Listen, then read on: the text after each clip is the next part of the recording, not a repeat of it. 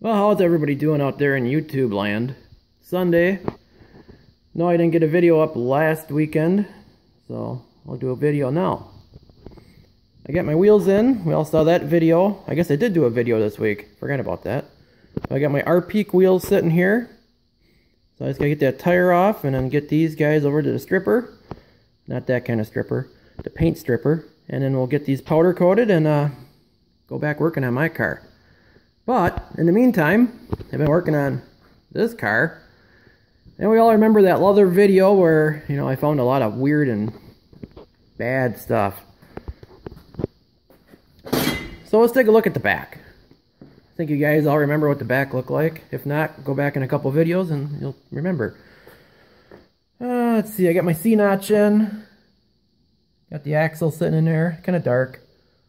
Got the trunk all cut out. That was a mess. That was multiple layers of metal stacked up everywhere, and then a lot of silicone. Really cool. The C-notch on this side, or whatever you want to call this, this is what I took out of there. If you can see, it's broken. Come on, you can kind of see it. Rips me a hole up. There's a crack that goes all the way to the top. And then this is what it looked like on the inside. Now we got some wonderful popcorn welds. I had to cut it right there so I can get it back down because it was so bent. But it's basically broke all the way. You can kind of see the crack in there a little better. So that was an interesting ordeal. We're making this a 5-speed now. Had a turbo 350 in it. I should have taken a video of the pinion angle of the turbo 350, but it was like 18 degrees pointing down. I mean, the U-joint was, you know, it was messed up.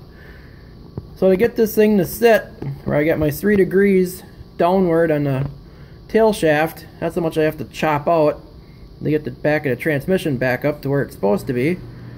So we'll be doing a transmission tunnel, because as it sits right now, we're almost on top of the floor. But that's not a big deal. I kind of figured that was going to be a nightmare.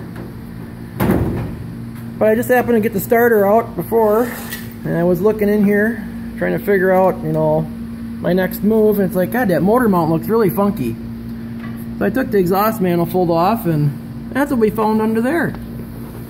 What in the heck is that? There's still a rubber bushing in there, but they welded everything to, well, something. And it's all broke free. It's just kind of sitting there. I don't even want to know what the other side looks like. I'm afraid to take the manifold off. This is what you call just stupid. I don't know what else to say other than, you know, start swearing and cussing, and I can't do that on here. But I've been doing that, trust me. So yeah, I mean, I got the engine to sit square now. It actually sits like it should, but it's also, now that the distributor's not cocked back into the firewall, I'm about, you know, 4 or 5 inches away, so I can probably move the engine back, which, since I'm going to have to remake the motor mounts because whatever frickin' idiot made that, really, oh man, I can't believe that. That's classic. So, that's where I sit on this wreck. Got my C-notch. C-notch turned out good. I'm happy with that. Never done a C-notch before. That turned out pretty cool. That's a Firebird rear end. It's a 308, I believe, ratio, limited slip. So that's in there. I'll just sit there. Everything's just sitting there right now. Dry shafts, that's just the dry shaft sitting there, so don't worry about that. And then the lower rods or control arms, those are bought. I didn't make them. So I gotta make my bag mounts in the back, make the bag mount on top. That's gonna be pretty straightforward. Probably make a Watts link in the back here and keep everything square and true. But the back, that was last week. That was last weekend, I should say. But that turned out good. I'm happy about that, other than, you know, this here. But this put me over the top. That is that is just holy cow. You know, some people should not be allowed to use a welder. Just because you can buy a welder doesn't mean you should be doing that. And just because you read a book on, you know, how to make a bracket 101 doesn't make you a fabricator. That is just something else. That, when I took that manifold off and I seen that, I just about lost it. Alright, my rant is over. Oh, I can't wait to get back in my car.